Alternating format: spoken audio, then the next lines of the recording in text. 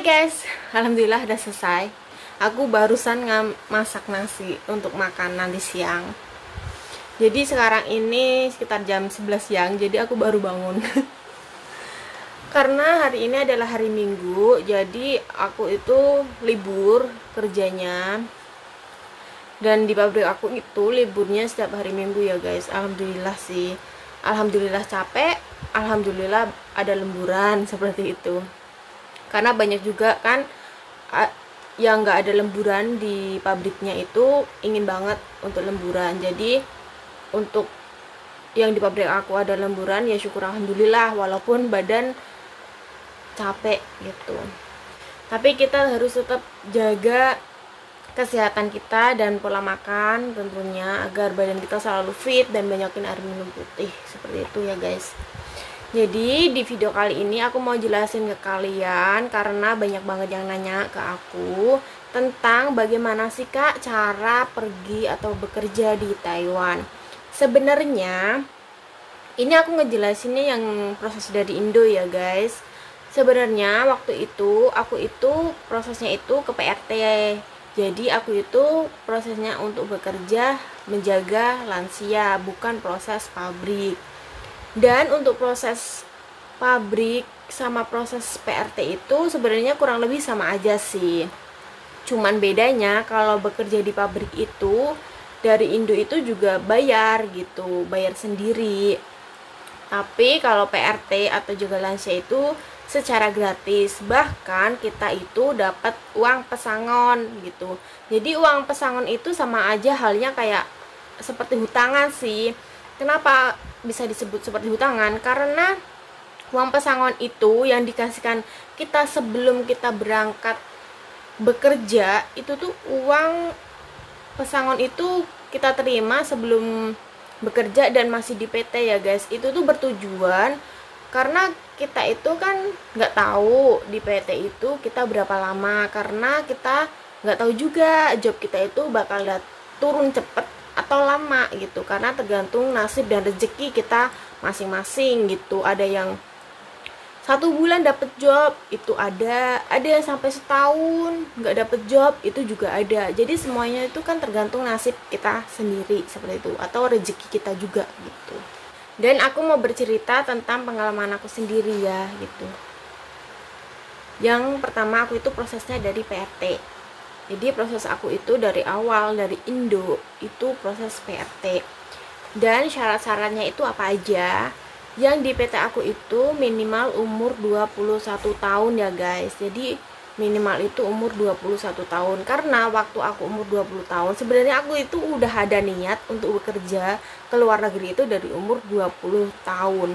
Dan di umur 20 tahun itu aku udah sempet nanya dan daftar ke PT, tapi tidak diterima karena peraturan katanya itu harus minimal 21 tahun. Tapi nggak tahu untuk PT-PT yang lainnya. Tapi ini berlaku di PT aku ya guys, seperti itu. Itu umur 21 tahun. Dan di umur 21 tahun itu pada tahun 2018 aku memutuskan untuk mendaftar. Jadi syarat-syaratnya itu adalah pertama itu kartu keluarga atau KK, terus yang kedua itu KTP asli semua ya, dan yang ketiga itu surat keterangan atau surat izin dari orang tua.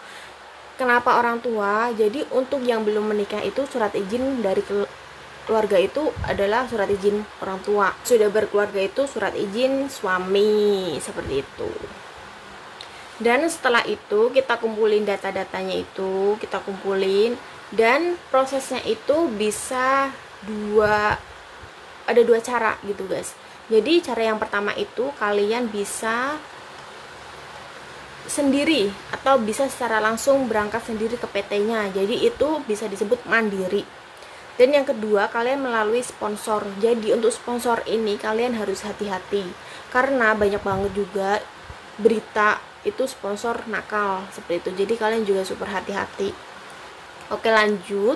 Setelah itu aku kalau aku itu melalui sponsor ya guys, karena aku tidak ada pengalaman sama sekali berangkat ke luar negeri dan belum pernah sama sekali, dan ini baru pertama kalinya. Kita mengumpulkan data dan data itu aku serahin ke sponsor aku seperti itu, dan data-data tersebut nanti dari pihak sponsor itu yang ngasihkan atau mengantarkan ke PT tersebut, tapi dengan kitanya juga gitu, karena kita juga harus mengisi data-data lagi ya sesuai dengan ada di KTP atau di KK seperti itu.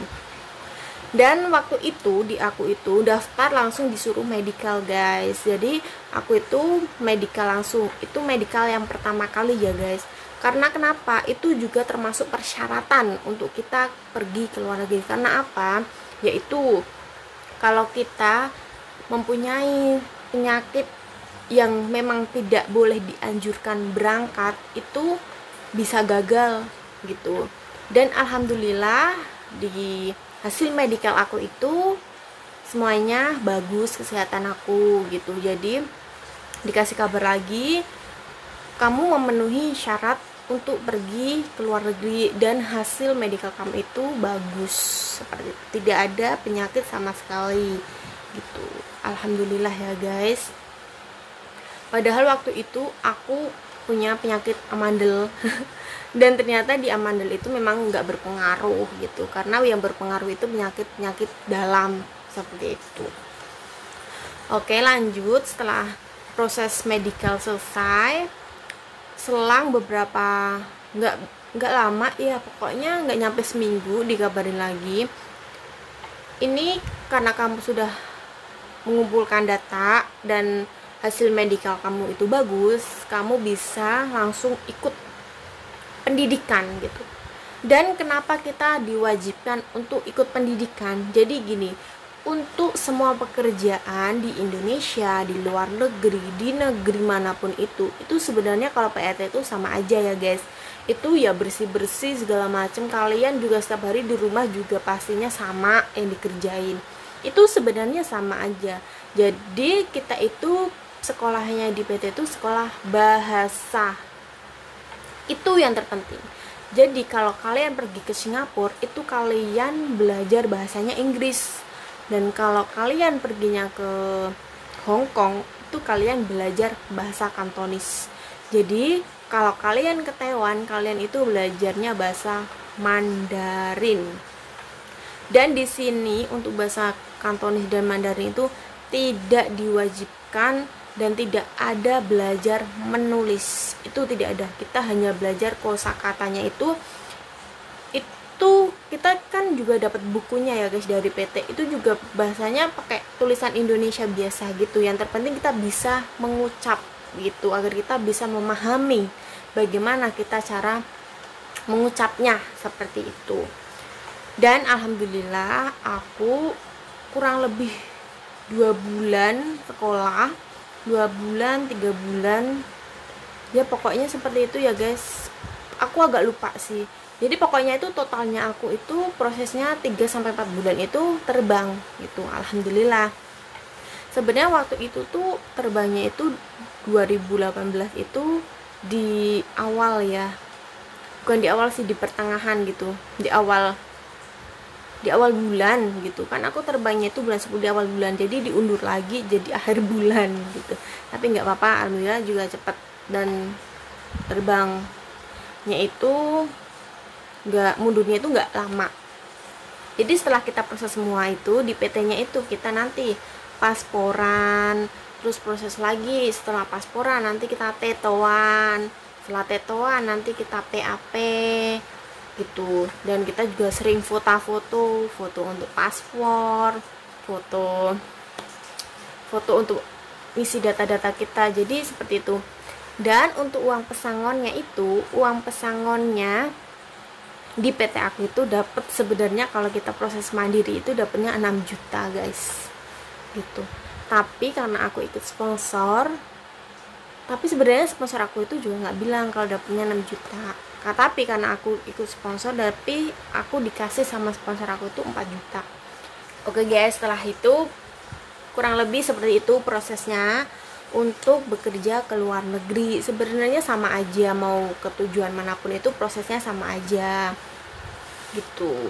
Dan untuk pemilihan job itu aku nggak ada interview, dan aku itu nggak ada disuruh milih karena itu cuma ada satu, dan aku juga nggak disuruh interview karena mungkin aku itu non dan belum pernah ke luar negeri, tentunya belum pernah ke Taiwan. Mungkin mau interview juga bahasa aku juga masih belepotan dan aku nggak bisa bahasa sama sekali kan. Mungkin mau interview juga susah, dan mungkin juga ada dijelasin sama agen sini juga, agen Taiwan, kalau ini non, jadi nggak ada interview aku sama majikan, jadi langsung kamu dapat job ini, kamu jaga. Job pertamaku tuh jaga akong, umurnya sekian, nanti dijelasin keluarganya itu sekian, dan rumahnya itu lantai berapa, apa-apa itu nanti dijelasin gitu. Dan waktu pertama mendengar seperti itu ya agak aduh gimana gitu kan, tapi ya alhamdulillah nyampe sini majikan itu juga baik, bagus, dan pokoknya majikannya super baik, yang dijaga juga enak. Tapi kurang beruntung, jadi aku kerja selama 1 tahun lebih 1 bulan karena akong yang aku jaga itu meninggal guys gitu. Dan pokoknya terima kasih ya guys telah ngikutin aku, dan pokoknya terima kasih banget kepada kalian, dan semoga informasi ini bermanfaat ya untuk kalian. Dan untuk kalian yang mau bekerja ke luar negeri, tetap semangat dan tetap ingat tujuan awal kalian itu apa. Oke. Terima kasih. Bye bye. Tunggu next video selanjutnya dari aku ya.